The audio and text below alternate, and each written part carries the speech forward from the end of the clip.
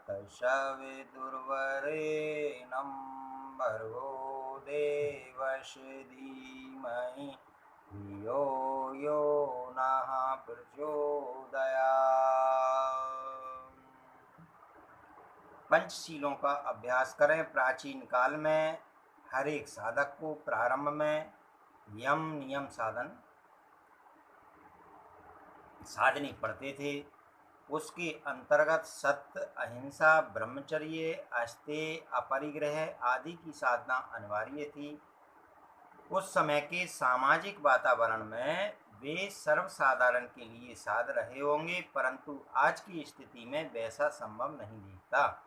अब तो व्यावहारिक पंचशीलों का परिपालन आदतों में सम्मिलित हो सके तो भी काम चल जाएगा। श्रमशीलता, मितव्ययता, शिष्टता, सुव्यवस्था और सहकारिता के पंचशील हमारे क्रियाकलाप में पूरी तरह घुल मिल सकें तो समझना चाहिए कि प्राचीन काल की तप साधना के समतुल्य साधनात्मक साहस बन पड़ा। आलस्य, प्रमाद, विलासिता, ठाटबाट आदि के कारण आदमी बुरी तरह हरामखोर बन गया है। उपलब्ध शक्ति का 1/4 भाग भी उत्पादन श्रम में नियोजित नहीं हो पाता। निठल्लेपन में शारीरिक मानसिक असमर्थता पनपती है। आर्थिक तथा दूसरी सभी प्रगतियों का द्वार बंद हो जाता है। श्रम के बिना शरीर निरोग एवं सशक्त भी नहीं रह सकता। श्रम के बिना उत्पादन भी संभव नहीं है। समाज में विडंबनाएं इसी कारण पनपती रही हैं कि नर नारी श्रम न करने में बड़प्पन अनुभव करने लगे। कामचोरी, कम से कम श्रम करके अधिक से अधिक लाभ पाने की प्रवृत्तियां समाज को अपंग जैसा बनाए दे रही हैं। इस भयंकरता को समझते हुए समय को तत्परता और तन्मयता भरे परिश्रम के साथ जोड़कर दिनचर्या बनाई जाए तो प्रतीत होगा कि उपलब्ध समय एवं साधनों में भी प्रगतिशीलता के साथ जुड़े हुए अनेकानेक सत् परिणाम उपलब्ध होते चले जाते हैं। अपव्यय आज का दूसरा अभिशाप है। दुर्व्यसनों में फैशन तथा सज धज जैसे आडंबरों में उतना समय और पैसा खर्च होता है कि उसे बचा लेने पर अपने तथा दूसरों के अनेक प्रयोजन सध सकते हैं। फिजूल खर्ची का कोई अंत नहीं है। उसे किसी भी सीमा तक किया जा सकता है। उसकी ललक जब उभरती है तो पूरा कर सकना साधारण श्रम कौशल के लिए संभव ही नहीं हो पाता। तब बेईमानी, बदमाशी का आश्रय लिए बिना काम नहीं चलता। इस अमीरी प्रदर्शन से कभी किसी को भले ही सम्मान मिलता रहा हो, पर अब तो इसके कारण ईर्षा ही उपजती है। इसके फलस्वरूप मात्र उसकी नकल बनाने या फिर नीचे दिखाने की प्रतिक्रिया अधिक पड़ती है। सादा जीवन उच्च विचार वाली उत्कृष्टता का तो एक प्रकार से समापन ही होता जाता है। उदारता को चरितार्थ करने का अवसर तो तब मिले जब अपव्ययता से कुछ बचें। शिष्टता सभ्यता की आधारशिला है और अशिष्टता अनगढ़पन की सबसे बुरी प्रतिक्रिया है। दूसरों के असम्मान और अपने अहंकार के संयोग से ही ऐसी उद्दंडता उभरती है कि शिष्ट, मधुर, विनीत एवं सज्जन उचित व्यवहार करते ही नहीं बनता। यही प्रवृत्ति अशिष्टता बनकर उभरती है। उसे अपनाने वाले की छवि ही धूमिल होती है। उसके स्थान पर विनम्रता, सभ्यता का परिचय देना ही भलमनसाहत का प्रमुख चिन्ह है। यह बर्ताव बड़ों के साथ ही नहीं, छोटों के साथ भी उतनी ही तत्परता पूर्वक किया जाना चाहिए। यह उक्ति बहुत महत्वपूर्ण है कि शालीनता बिना मूल मिलती है, परंतु उससे सब कुछ खरीदा जा सकता है। शालीनता का जिन्हें अभ्यास है उनके परिवार में कभी कलह नहीं होती। सौमनस्य का स्वर्गीय वातावरण बना रहता है। शालीन व्यक्ति के मित्र सहयोगी अनायासी बढ़ते चले जाते हैं, जबकि अशिष्ट व्यक्ति अपनों को ही पराया कर डालता है। जीवन की सफलता में शालीनता का साधारण कोई योगदान रहता है। सुव्यवस्था का तात्पर्य अपने श्रम, समय, मन योग, जीवन क्रम, शरीर सामर्थ्य आदि सभी संबद्ध उपादानों का सुनियोजन उन्हें इस प्रकार संभाल कर सुनियोजित रखा जाना चाहिए कि उनको अस्त व्यस्तता से बचाया जा सके और अधिकाधिक समय तक उनका समुचित लाभ उठाया जा सके। यह प्रक्रिया स्वभाव में सुव्यवस्था की दृष्टि रहने पर ही बन पड़ती है। लोक व्यवहार का है सबसे बड़ा सद्गुण है, जिसे संभालना, सदुपयोग करना, सुनियोजित रखना आ गया समझना चाहिए कि उसे गुणवानों में गिना जाएगा, उसका लोहा सर्वत्र माना जाएगा। सुनियोजित ही सौंदर्य है, उसी को कला कौशल भी कहना चाहिए। मैनेजर, गवर्नर, सुपरवाइजर जैसे प्रतिष्ठित पदों का श्रेय उन्हीं को मिलता है जो न केवल स्वयं को बल्कि अपने परिकर को भी सुव्यवस्था के अंतर्गत चलने, अनुशासन में रहने के लिए सहमत करते हैं। प्रगति का प्रमुख आधार यही है। पांचवा सील है सहकारिता। मिलजुल कर काम करना, आदान प्रदान का उपाक्रम बनाए रहने में सतर्कता बरतना, परिवार में, कारोबार में, लोक व्यवहार में सामंजस्य बनाए रह सकना तभी बन पड़ता है जब उदारता भरी सहकारिता को अपनी सभी क्रियाकलापों में सुनियोजित रखा जा सके। जो एकांकीपन से ग्रसित हैं उसे असामाजिक उपेक्षित रहना पड़ता है और नीरसता निराशा के बीच ही दिन गुजारता है। बदले में स्नेह, सहयोग, सम्मान पाने का अवसर उन्हें मिलता ही नहीं। जो संकीर्ण स्वार्थपरता से जकड़े निष्ठुर प्रकृति के होते हैं, बड़े कार्य संयुक्त संपत्ति से ही संपन्न हो पाते हैं। देव शक्तियों के संयोग से दुर्गा के प्रादुर्भाव की कथा सर्वविदित है। संकीर्ण स्वार्थपरता के स्थान पर उदार सहकारिता की प्रवृत्ति जगाने से, वैसा अभ्यास बनाने से ही संघ शक्ति जागृत होती है।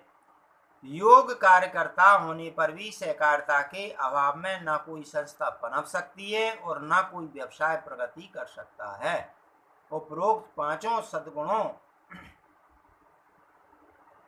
को अपनाएं और दुर्गुणों को यदि छोड़ा जा सके और उसके विपरीत सदाशयता की रीति नीति को अपनाया जा सके तो समझना चाहिए कि मानवीय गरिमा के अनुरूप मर्यादा पालन बन पड़ा और हंसती हंसाती, उठती उठाती जिंदगी का रहस्य हाथ लगा। ऐसे ही लोग धन्य बनते हैं और अपने समय परिकर एवं वातावरण को धन्य बनाते हैं। व्यावसायिक धर्म धारणा का परिपालन इतने सीमित सद्गुणों को क्रियाकलापों का अंग बना लेने पर भी सध जाता है। इन सद्गुणों को अपने दृष्टिकोण, स्वभाव एवं अभ्यास में उतारने का सबसे अच्छा अवसर परिवार परिकर के बीच मिलता है। यदि घर के आवश्यक कार्य परिवार परिकर के सभी सदस्य साथ साथ सहयोग पूर्वक निपटाया करें, उत्साह की प्रशंसा और उपेक्षा की सर्जना किया करें, तो इतने से ही स्वल्प परिवर्तन से परिवार के हर सदस्य को सुसंस्कारी बनने का अवसर मिल सकता है। परिवार संस्था ही नर रत्नों की खदान बन सकती है। परिवार में सद्गुणों का अभ्यास जो करते हैं उनके लिए यह तनिक भी कठिन नहीं रहता कि लोक व्यवहार में पग पग पर शालीनता का परिचय दें और बदले में उत्साह भरी उपलब्धियों का पूरा पूरा लाभ सहजी प्राप्त करते हैं। उच्च मानसिकता के 4 सूत्र। व्यवहार की धर्मधारणा और सेवा साधना उपरोक्त सद्गुणों को जीवन में उतारने भर से बन पड़ते हैं। उसके अतिरिक्त दूसरा क्षेत्र मानसिकता का रह जाता है। उसमें चरित्र और भावनात्मक विशेषताओं का समावेश किया जा सकता है। तो समझना चाहिए कि लोक परलोक दोनों को ही समुन्नत स्तर का बना लिया गया। 4 वेद, 4 धर्म, 4 कर्म, 4 दिव्य वरदान जिन्हें कहा जा सकता है, उन 4 मानसिक विशेषताओं को समझदारी, ईमानदारी, जिम्मेदारी और बहादुरी के नाम से जाना जा सकता है। समझदारी का अर्थ है तात्कालिक आकर्षण पर संयम बरतना, अंकुश लगाना और दूरगामी चिरस्थायी परिणतियों प्रतिक्रियाओं का स्वरूप समझना, तदनुरूप निर्णय करना, उपक्रम अपनाना। चटोरेपन की ललक में लोग भक्षण करते और कामुकता में, उन्माद में शरीर और मस्तिष्क को खोखला करते रहते हैं। ऐसे ही दुष्परिणाम अन्य अदूरदर्शिताएं उत्पन्न करते हैं। उन्हीं की प्रेरणा से लोग अनाचार पर उतरते, कुकर्म करते और प्रताड़ना सहते हैं। अदूरदर्शिता के कारण ही लोग मछली की तरह सामान्य से प्रलोभन के लोभ में बहुमूल जीवन गंवा देते हैं। समझदारी यदि साथ देने लगे तो इंद्रिय संयम, समय संयम, अर्थ संयम अपनाते हुए उन छिद्रों को सरलता पूर्वक रोका जा सकता है जो जीवन संपदा को अस्त व्यस्त करके रख देती है। ईमानदारी बरतना सरल है, जबकि बेईमानी बरतने में अनेक प्रपंच रचने और छल छदम अपनाने पड़ते हैं। स्मरण रखने योग्य तथ्य यह है कि ईमानदारी के सहारे ही कोई व्यक्ति प्रामाणिक और विश्वासी बन सकता है। उन्हीं को जन जन का सहयोग एवं सम्मान पाने का अवसर मिलता है। उत्कर्ष अभ्युदय के लिए इतना अवलंबन बहुत है। आगे की गतिशीलता तो अनायास ही चल पड़ती है। बेईमान वे हैं जिन्होंने अपना विश्वास गंवाया और जिनकी मित्रता मिलती रह सकती थी, उन्हें अन्य मनुष्य एवं विरोधी बनाया। इससे प्रकट है कि ईमानदारी की सामर्थ्य इतनी बड़ी चढ़ी है कि जिनकी प्रतिष्ठा एवं गरिमा अंत तक अक्षुण्ण बनी रहती है। उनमें से प्रत्येक को ईमानदारी की रीति नीति सच्चे मन से अपनानी पड़ी है। झूठों की बेईमानी तो काट की हांडी की तरह एक बार ही चढ़ती है। तीसरा पक्ष है जिम्मेदारी। हर व्यक्ति शरीर रक्षा, परिवार व्यवस्था, समाज निष्ठा, अनुशासन का परिपालन जैसे कर्तव्यों से बंधा हुआ है। जिम्मेदारियों को निभाने पर ही मनुष्य का शौर्य निखरता है, विश्वास बनता है। विश्वसनीयता के आधार पर ही वह व्यवस्था बनने लगती है जिसके अनुसार उन्हें अधिक महत्वपूर्ण जिम्मेदारियां सौंपी जाएं। प्रगति के उच्च शिखर पर जा पहुंचने का सुयोग खिंचता चला जाए, लोग उन्हें आग्रह पूर्वक बुलाएं और सिर माथे पर चढ़ाएं। व्यक्तित्व जिम्मेदार लोगों का ही निखरता है। बड़े पराक्रमी करते उन्हीं से बन पड़ता है। चौथी आध्यात्मिक संपदा है बहादुरी। हिम्मत भरी, साहसिक, निर्भीक, पुरुषार्थ परायणता। जोखिम उठाते हुए भी उस मार्ग पर चल पड़ना जो नीति निष्ठा के साथ अविच्छिन्न रूप से जुड़ा हुआ है। बुराइयां संघर्ष के बिना जलती नहीं और संघर्ष के लिए साहस अपनाना अनिवार्य होता है। कायर, कृपण, डरपोक, दीनहीन अक्सर इसलिए अपने ऊपर आक्रमण और शोषण करने वालों को चढ़ दौड़ने के लिए न्योत बुलाते हैं कि उनमें अनीति के आगे सिर न झुकाने की हिम्मत नहीं होती। दबने, बच निकलने और जैसे तैसे मुसीबत टालने की वृत्ति जिनने अपनाई हुई होती है, वे किसी के द्वारा भी कहीं भी पीछे और दबोचे जाते हैं। ऐसे ही लोग हैं जो दुष्टता के सामने भी सिर झुकाते हैं और नाक रगड़ते देखे गए। इतने पर भी उन्हें सुरक्षा मिल नहीं पाती। सभी जानते हैं कि बहादुरों की अपेक्षा कायरों पर आताताइयों के आक्रमण 1000 गुने अधिक होते हैं। कठिनाइयों से पार पाने और प्रगति पथ पर आगे बढ़ने के लिए साहसी एकमात्र ऐसा साथी है जिसको साथ लेकर मनुष्य एकाकी भी दुर्गम दिखने वाले पथ पर चल पड़ने एवं लक्ष्य तक जब पहुंचने में समर्थ हो सकता है। पंचशील और 4 वर्चस्व इस प्रकार है। 9 की संख्या युग धर्म के अनुरूप बैठती है। सौर मंडल के ग्रह 9 है। नवरत्न और रिद्धि सिद्धियां भी 9 ही की संख्या में ही प्रख्यात हैं। इन 9 गुणों में से जो जितने को जिस अनुपात में अपना सके वे उतने ही बड़े ईश्वर भक्त और धर्मात्मा कहलाएं। इन्हें यदि योग अभ्यास और तप साधना कहा जाए तो भी कुछ अत्युक्ति ना होगी।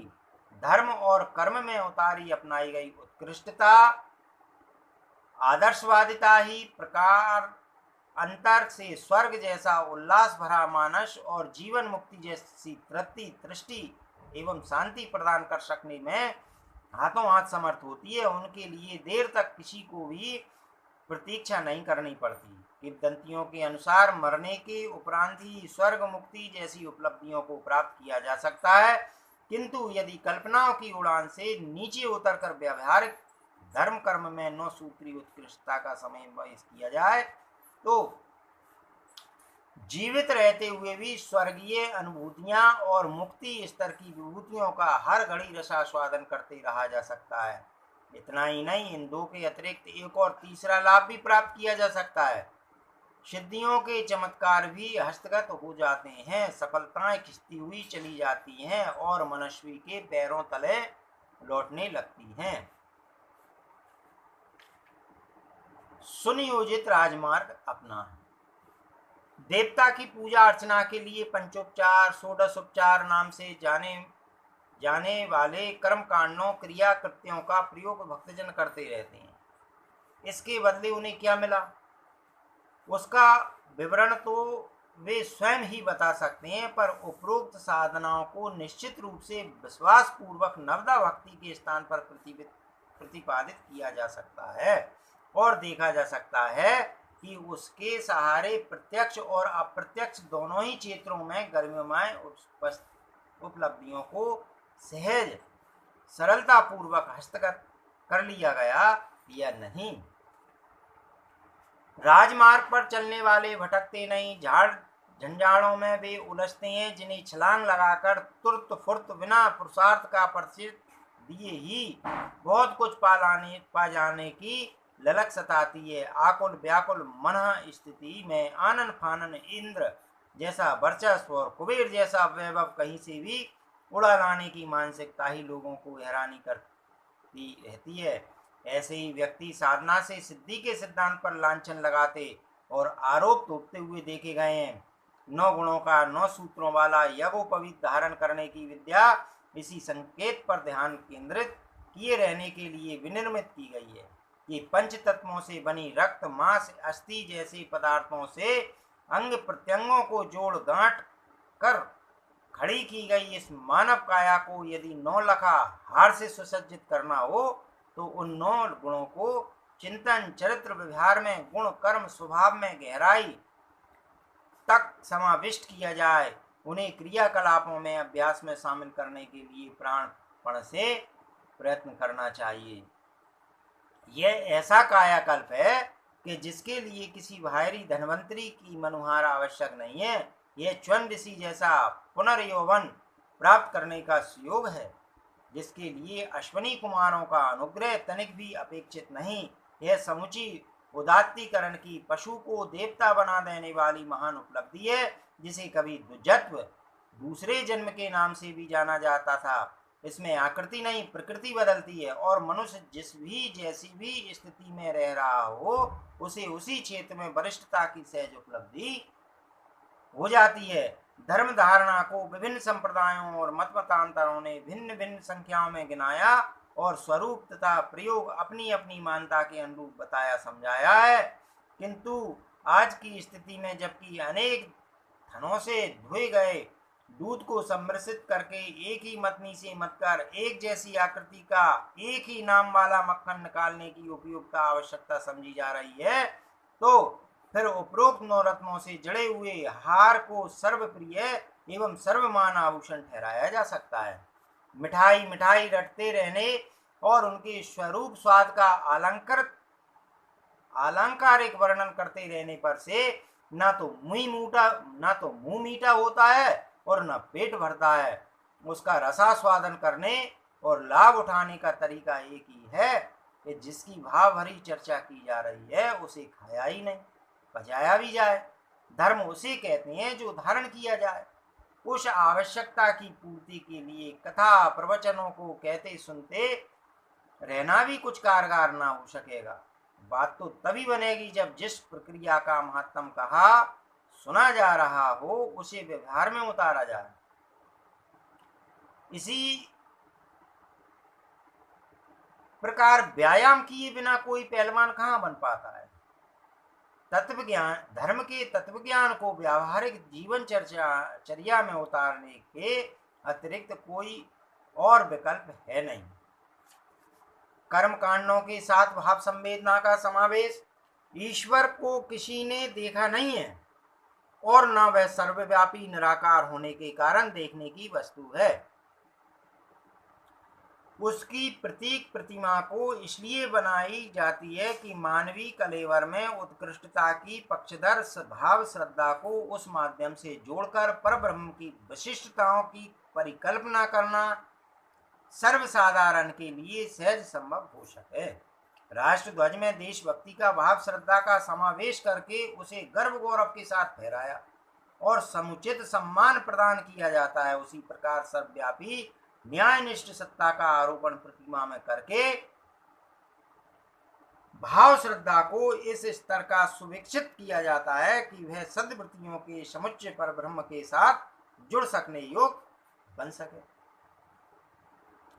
भगवान के दर्शन करने के लिए लाए अर्जुन, काकभूषण जी, यशोदा, कौशल्या आदि के आग्रह का जब किसी प्रकार समाधान होते न दिख पड़ा और साकार दर्शन का आग्रह बना ही रहा, तो उन्हें तत्व ज्ञान की प्रकाश की प्रेरणा ने इस विशाल विश्व को ही विराट ब्रह्म की प्रतिमा बताया।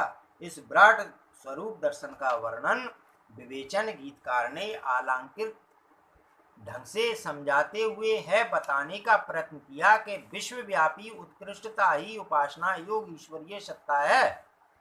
यूं तो उसे समस्त विश्व ब्रह्मांड में एक नियामक सूत्र संचालन के रूप में जाना जा सकता है। उसे अनुशासन, संतुलन, सुनियोजन आदि के रूप में ही वैज्ञानिक दृष्टि से समझा जा सकता है।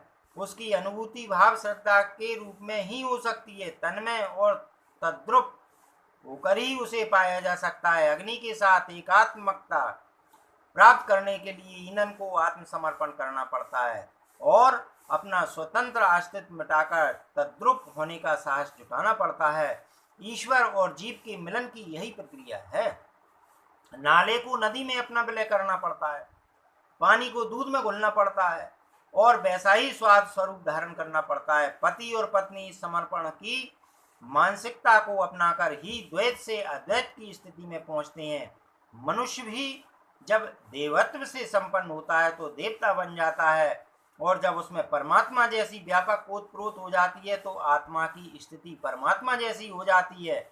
उसमें बहुत कुछ उलटफेर करने की अलौकिकता भी समाविष्ट हो जाती है। ऋषियों और सिद्ध पुरुषों को इसी दृष्टि से देखा परखा और उन्हें प्रायः उसी आधार पर ही श्रेय सम्मान दिया जाता है।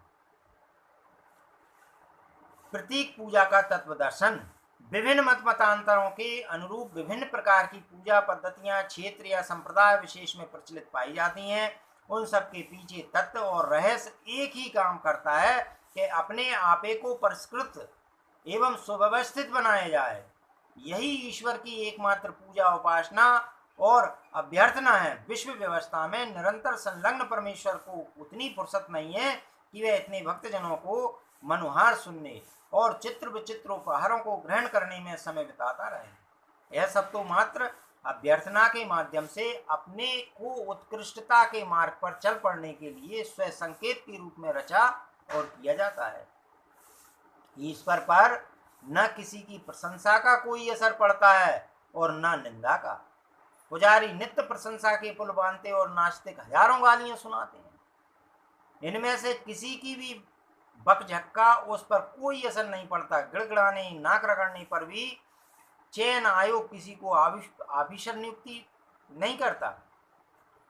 छात्रवृत्ति पाने के लिए नंबर लाने और प्रतिस्पर्धा जीतने से कम में किसी प्रकार भी काम नहीं चलता। ईश्वर की भी यही सुनिश्चित रीति नीति है। उसकी प्रसन्नता भी एक केंद्र बिंदु पर केंद्रित है कि किसने उसके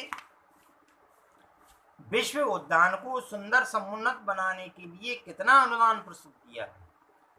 उपासनात्मक कर्मकांड इसी एक सुनिश्चित व्यवस्था को जानने मानने के लिए किए और अपनाए जाते हैं। यदि कर्मकांड लकीर भर पीटने की तरह पूरे किए जाएं और परमात्मा के आदेश अनुशासन की अवज्ञा की जाती रहे तो समझना चाहिए कि यह मात्र बाल क्रीड़ा खेल खिलवाड़ ही है। उतने भर से किसी का कुछ भला होने वाला नहीं है।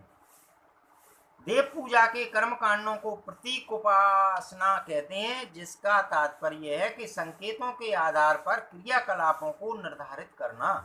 देवता की प्रतिमा एक पूर्ण मनुष्य की परिकल्पना है जिसके उपासक को भी हर स्थिति में सर्वांग सुंदर एवं नवयुवकों जैसी मना स्थिति में बने रहना चाहिए। देवियां मातृसत्ता की प्रतीक हैं। तरुणी एवं सौंदर्यमयी होते हुए भी उन्हें कुदृष्टि से नहीं देखा जाता। वर्ण पवित्रता की मान्यता विकसित करते हुए उन्हें श्रद्धा पूर्वक नमन बंदन ही किया जाता है। नारी मात्र के प्रति प्रत्येक साधक की मान्यताएं इस स्तर की विनिर्मित विकसित होनी चाहिए। पूजा अर्थ में जल, अक्षत, पुष्प, चंदन, धूप, दीप, नैवेद्य आदि को संजो कर रखा जाता है। इसका तात्पर्य उन माध्यम संकेतों से है जो ध्यान में रखते हुए अपनी रीति नीति का निर्धारण करता है। जल का अर्थ है शीतलता, हम शांत, सौम और संतुलित रहें। धूप के पीछे दिशा निर्देशन यह है कि हम वातावरण को सद्वृत्तियों से भरा पूरा सुगंधित बनाएं। दीपक का संकेत है कि ज्ञान का प्रकाश व्यापक बनाने के लिए हम अपनी साधनों विभूतियों में से कुछ भी उत्सर्ग करने के लिए तैयार करें। चंदन अर्थात समीप प्रतियों को अपने जैसा सुगंधित बना लेना। काटे घिसे जाने जैसी विकट परिस्थितियां आने पर भी प्रमुदित करने वाले स्वभाव को न छोड़ें। पुष्प अर्थात हंसते हंसाते खिलते खिलाते रहने की प्रकृति अपना लेना। अक्षत अर्थात अपने उपार्जन का एक अंश दिव्य प्रयोजन के लिए नियोजित करने में अटूट निष्ठा बनाए रखना, उदार बने रहना आदि। भगवान को इन वस्तुओं की कोई आवश्यकता पड़ रही हो ऐसी बात नहीं है। एक प्रतीक समर्पणों के माध्यम से हम अपने को ही प्रशिक्षित करते हैं कि देवत्व के अवतरण हेतु व्यक्तियों को पात्रता से सुसज्जित रखें। गार्ड लाल और हरी झंडियां दिखाता है। यो रंगों का अपना कोई महत्व नहीं है, पर झंडियां देखने पर जो खड़ा होने और चल पड़ने का संकेत मिलता है उसी को समझने और क्रियान्वित करने पर रेल व्यवस्था बन पड़ती है। उपासना परक क्रिया कृत्यों में भगवान को रिझाने, फुसलाने या पात्रता प्रदर्शित किए बिना, पुरुषार्थ अपनाए बिना मनचाही कामनाएं पूरी करा लेने जैसा कुछ भी सन्निहित नहीं है। आमतौर से लोग भ्रम में ही उलझे रहते हैं। फसल काटने के लिए बीज बोने सींचने के बिना काम चलता ही नहीं, फिर चाहे अनुनय विनय जैसी कुछ भी उछल कूद क्यों ना की जाती रहे।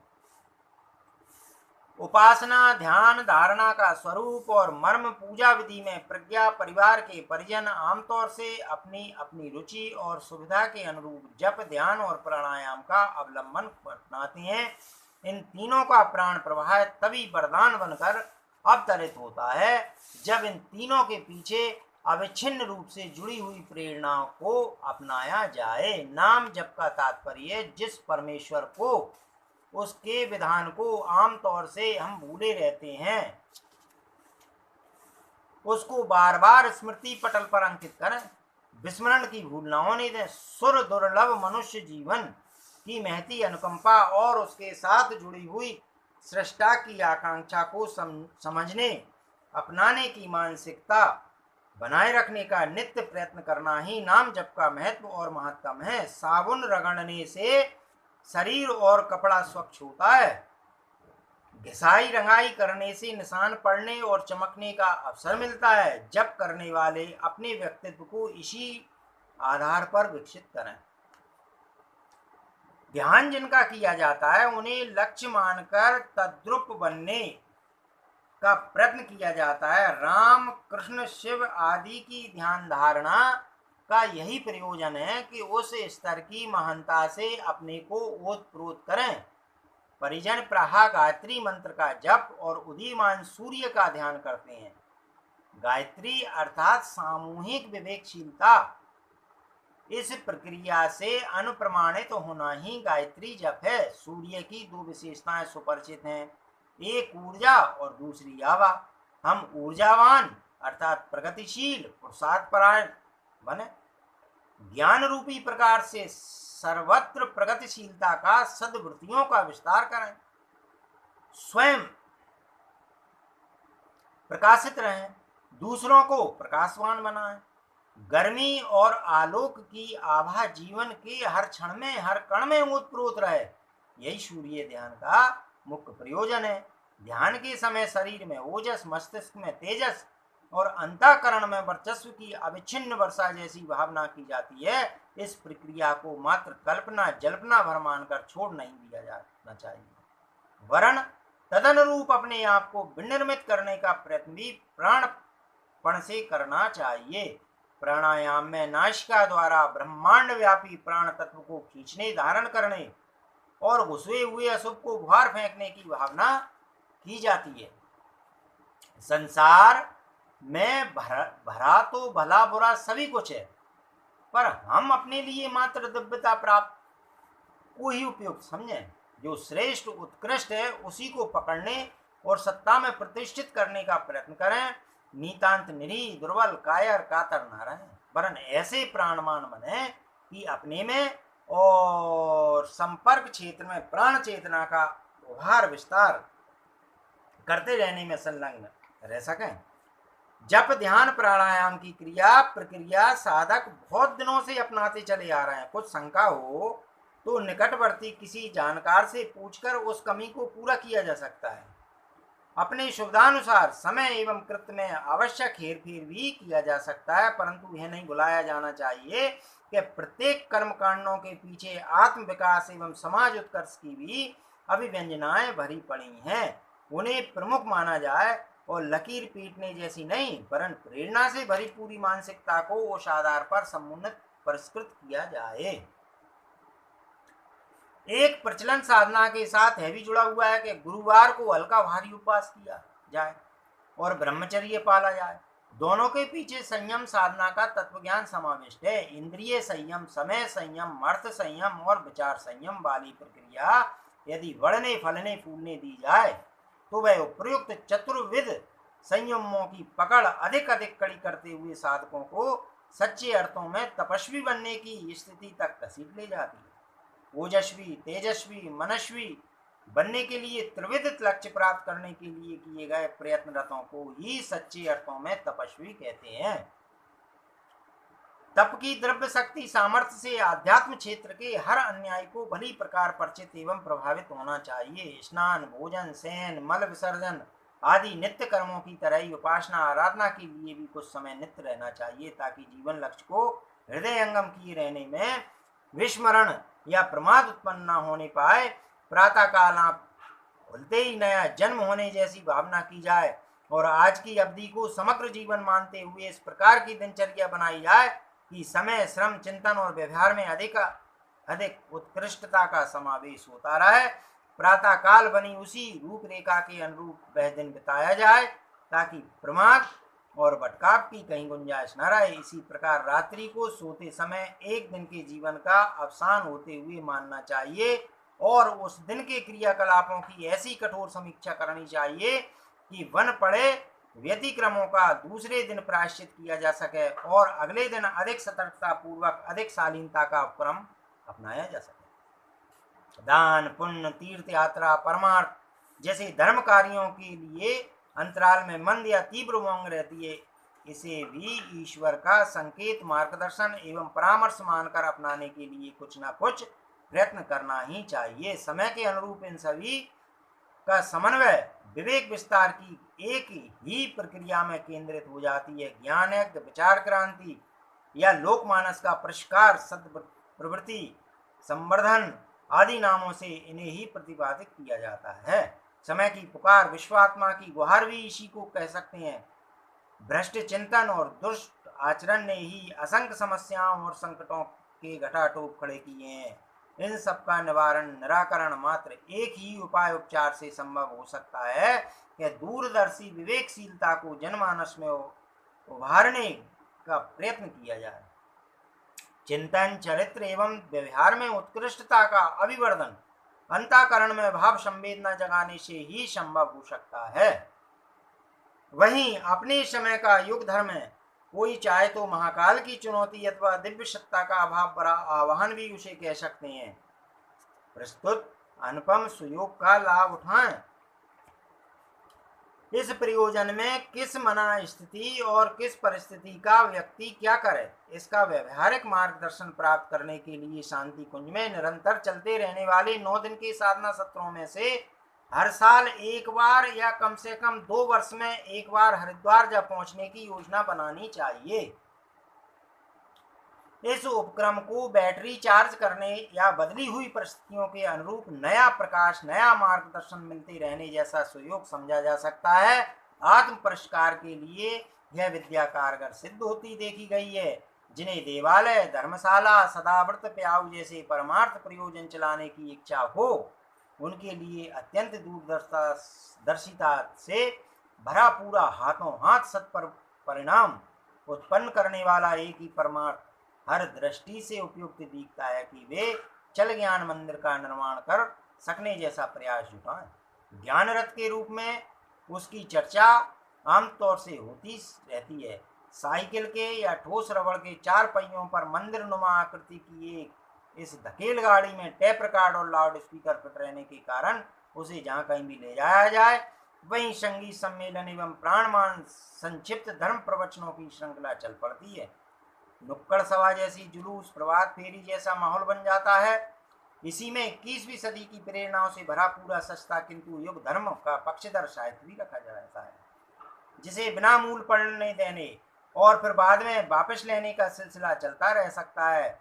जिनका कुछ खरीदने जैसा आग्रह हो, उन्हें उपलब्ध साहित्य बेचा भी जा सकता है। ऐसे चल ज्ञान मंदिर निर्मित करने में प्राय 1 तौले सोने के मूल जितनी लागत आती है, जिसे कोई एक या कुछ लोग मिलकर सहजी जुटा सकते हैं।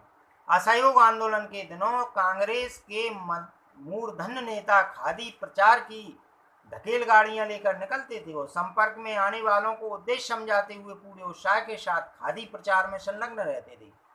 आज की परिस्थितियों के अनुरूप चल ज्ञान मंदिर को स्वयं घुमाते हुए वैसा ही पुण्य लाभ प्राप्त किया जा सकता है जैसा कि विशेष पर्वों पर भगवान का रथ खींचने वाले भक्तजन अपने को पुण्य फल का अधिकारी मानते हैं। अपने मिशन के पिछले दिनों 2400 से अधिक प्रज्ञापीठें खड़ी की हैं। अब उससे भी कई गुने चल मंदिर बनवाने की योजना है। इसे गांव मोहल्ले में नव जागरण का अलग जगाने के सदृश योग परिवर्तन का संकनाद स्तर का उद्देश्य जैसा समझा जा सकता है। भगवान से अनुनय विनय करने की कामना भरी पूरी अर्चना भी चिरकाल से होती चली आ रही है। अब इन दिनों एक विशेष अवसर है कि आपत्तिकालीन परिस्थितियों में भगवान की पुकार पर ध्यान दिया जाए और मन मर्जी छोड़कर महाकाल के आमंत्रण पर उसी के सुझाए मार्ग पर चल पड़ा जाए। हनुमान और अर्जुन ने यही किया था। शिवाजी, प्रताप, चंद्रगुप्त, विवेकानंद, विनोदा आदि से कितनी पूजा अर्चना बन पड़ी, इस संबंध में तो कुछ अधिक नहीं कहा जा सकता, पर इतना सर्वविदित है कि उन्होंने दिव्य चेतना के आह्वान को सुना और तदनुरूप कार्यरत हो गए। संभवतः उनकी पूजा उपासना की आवश्यकता उनके इष्टदेव ने स्वयं कर ली होगी और अविष्ट वरदानों से इन सच्चे साधकों को निहाल कर दिया होगा। हम भी उन्हीं का अनुसरण करें तो इसमें तनिक भी हर्जा होने या घाटा पड़ने जैसा कुछ भी नहीं है। इन दिनों दिव्य चेतना सेवा भावी सज्जनों के समुदाय को अधिक विस्तृत करने में जुट गई है। युग का मत्स्य अवतार इन्हीं दिनों अपने कलेवर को विश्वव्यापी बनाने के लिए आकुल व्याकुल है। अच्छा हो हम उसी को महती योजना में भागीदारी बने और अपनी मर्जी की पूजा उपासना करके मनचाहे वरदान की विडंबना पर अंकुश लगाए रखें। अपेक्षा की गई है कि इन पंक्तियों के पाठक नर पामरों से ऊंचे उठकर विचारशीलता की दृष्टि से अपेक्षाकृत अधिक परिष्कृत बन चले होंगे। वे 1 से 5, 5 से 25, 25 से 125 वाली गुणज प्रक्रिया अपनाकर 4 और साथी गुणे तथा उन्हें अपनी प्रयोजन में सहभागी बनाकर युग मानवों का एक पश्चात निर्मित करें। समयदान और अंशदान करते रहने के लिए उन्हें भी अपनी जैसी कर्म पद्धतियां अपनाने के लिए सहमत करें। करने का तो एक ही कार्य है, विवेक विस्तार। इसके कितने भी कार्यक्रम बन चुके हैं, इनमें से कुछ भी अपनी इच्छानुसार अपनाया जा सकता है। आत्म परिष्कार, प्रवृत्ति संवर्धन के अतिरिक्त इन दिनों जिस पुण्य प्रक्रिया को उतने ही उत्साह से अपनाया जाना है वह है 1 से 5 की रीति नीति अपनाते हुए समस्त विश्व को नवजीवन की विचारधारा से अनुप्रमाणित करना।